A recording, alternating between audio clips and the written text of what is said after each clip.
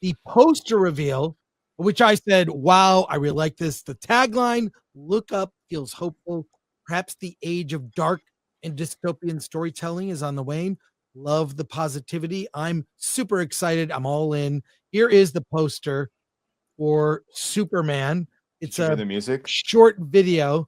I can turn on. Give me a sec here. My question is, why is there only one head in this poster? There should be like 9 characters, probably more than 9 here, but I'll share the music for a sec here. And if you're to believe everything we've heard, it's supposed to be a world that has heroes that they kill, and it's a little dark. And this is Superman who he doesn't. He's the only hero that doesn't kill. Yeah.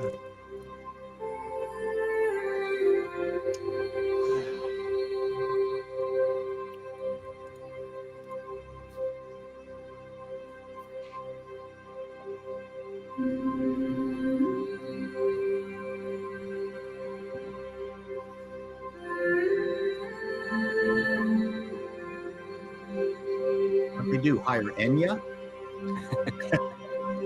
No, that's John Murphy. Hans Zimmery, but John Williams. Yeah, very Hans Zimmery. It doesn't have enough warm to it for Hans Zimmer.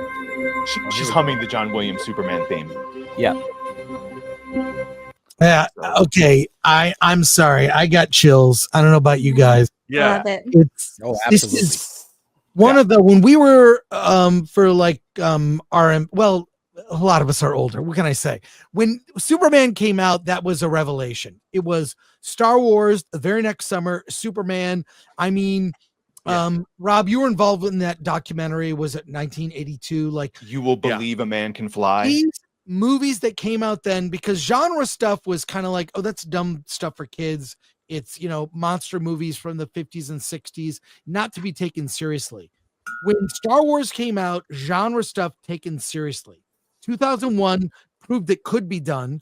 And these series of movies, blockbuster, Jaws, Star Wars, 1978 Superman, Exorcist, keep going. Like, there's a believability. It's the word that you point out all the time, Rob, verisimilitude. which I got from, I didn't know what that word meant, but the first time I saw it was on, back in the day, seeing Richard Donner with that word.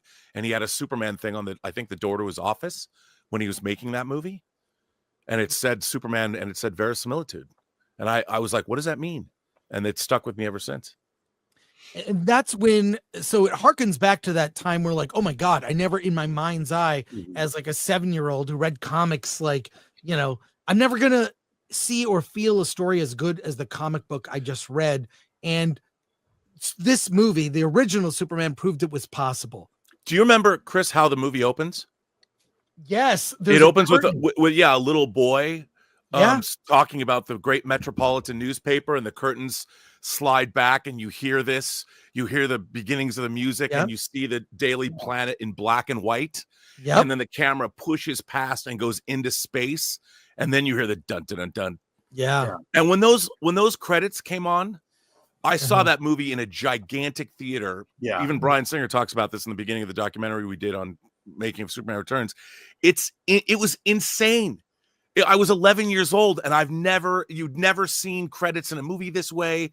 And it was the credits were transportive. And then you land on Krypton, and it's like, talk about serious and verisimilitude. You're seeing a Krypton the way you'd never seen it before. Guilty. I mean, that was insane. That and Batman are the only openings I don't fast forward to get to the film. What's weird is Star Wars and Superman kind of like set the gold standard for make a great title sequence. You can set tone with titles. And then Star Trek, the motion picture, came out in 79. And I was so disappointed. Just pop on and off credits, They didn't have time, but they did have an overture. Yeah. They did have an overture. I love that. Romantic Elias theme. Thoughts there's on another issue going on here is that if you talk about technology, let's just deal with technology. There's the people who jump the gun before all the technology is mature enough to be able to accomplish what it is that they've been trying to accomplish. Then there's that inflection point where suddenly things have come together enough that they can make things work the way they envision. And then we move on to saturation. So Star Trek, Star Wars, even Star Trek, even Superman, people have been trying to do this for decades. These not Star Wars, but I mean Superman. They've been doing Batman, things like that. And the Donner Superman was just at the inflection point where you will believe that a man can fly. It couldn't have been done 5 years earlier. So, and the good part of that is that Lucas struggled with the technology available to do Star Wars and advanced, and it was at the right point. Yeah, they had to make it up. All the things that he did and had enough technology available to him to do it, but it was a struggle. This movie was a struggle to stay at the very edge of believability. That's also what made it work. Now, one of the things that, and you know where I'm going, the problem now is it's too fucking easy. That's part of the problem. That's people are relying too much on the technology to fix the shit that they're doing. When these guys were struggling with the technology, which is precisely why the movie worked. Well, I'm a huge fan of movie posters. The Film Threat Instagram is just a feed of indie movie obscure posters, some good design, some not so good. I really love this. It sets the tone. It feels like Kingdom Come. It's I really like it. Comments from you guys on the just real quick, because you said it, Kingdom Come. That is the basic idea, is that they're doing Kingdom Come, but in reverse. Yeah. And the fact that they've chosen that emblem, and you're already coming into a jaded world that's completely fine with the heroes killing and all that, and that based on some real life events, this might be the perfect time for that take, by the way. And to have Superman come up and be like, hey, maybe we should calm down and be a little bit more hopeful and American in our extend justice. due diligence and jurisprudence. Exactly. I love the tagline. Yeah, it's great. They're going to lean into I think the fantasy of it all. I mean, the one thing James Gunn, I think, understands is what differentiated DC from Marvel, especially in the 70s and the 80s. There was a fantastical, Marvel brought everything down to earth, you know, and it was the everyman, and even the X-Men were outcasts. And when you read things like God Loves, Man Kills, that X-Men graphic novel, that was some serious stuff. Whereas the DC universe was sort of that Tomorrowland future that we never got. You know, kind of a cross between the 1940s film noir mixed with super science of Disney's Tomorrowland. And I think James Gunn is going to lean into that.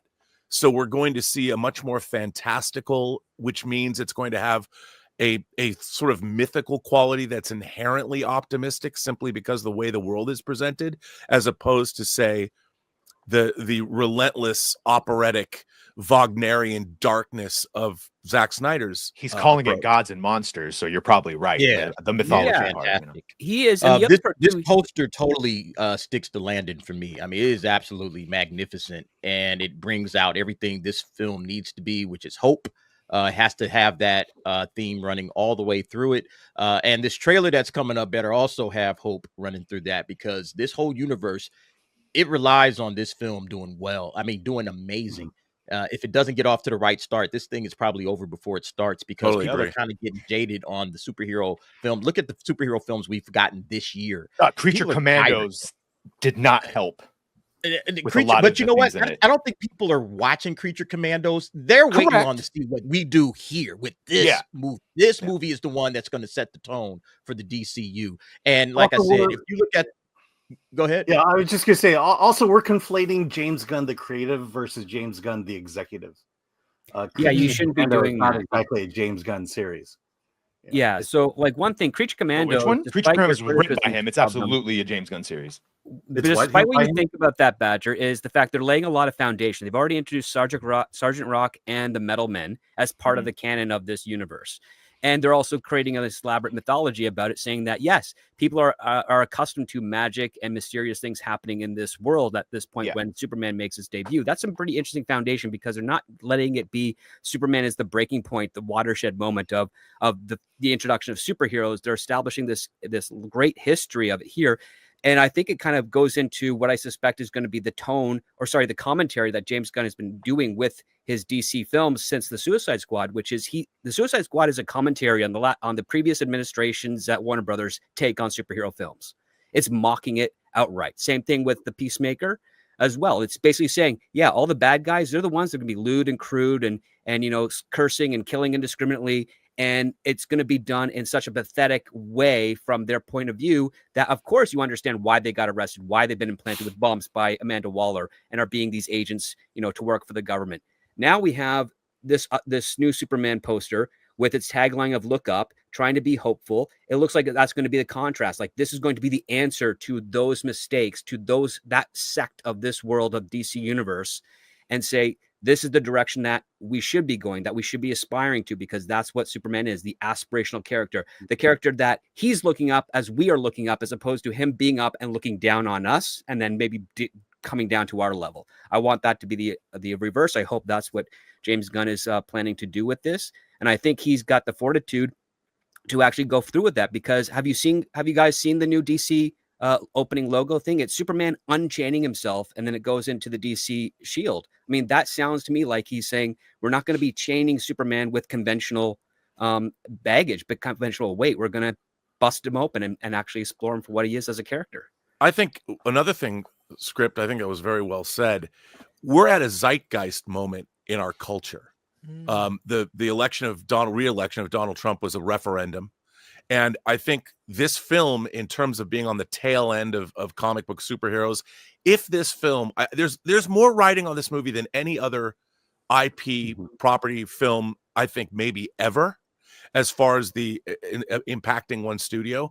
But it's also coming out at a time when our world is so fractured right now, internationally, personally, professionally. And if this film sticks its landing, and I suspect it will, this could really be, as Paul said, an inflection point in culture. It might be something that people. I don't think it's too hard to, or it's a stretch to say that this film might be. It might be a way to bring our fractured society together, because what are movies? And it is a collective. It doesn't matter who walks into a theater and sits next to you when you watch a movie. You're all taken up by the story that you're watching. A great film is transported for audiences, no matter what their shape, size, color, creed, sexuality, political affiliation. When you're in a theater, everybody is equal. And this movie could do that, dare I say, for the world. I hope.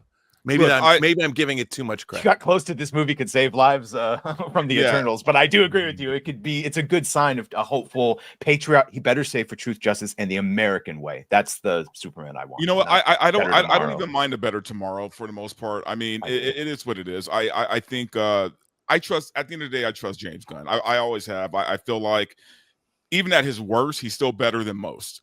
And I'm not putting a lot of pressure on this movie.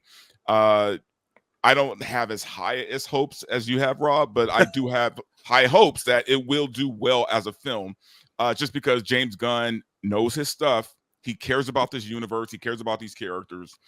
We saw it over and over that he knows how to do a superhero film.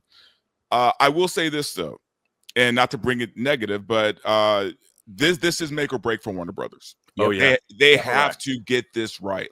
Like they have to. Like their whole studio depends on this movie. This and the casting of Harry, Ron, and Hermione over there with that show. Those two things are going to be real telling for the future. Well, I mean, here's the thing. I think Superman's even going to affect that, right? I'm telling you right now. I think if this movie does not do well, it's Warner Brothers is in trouble. They're in big trouble as a studio.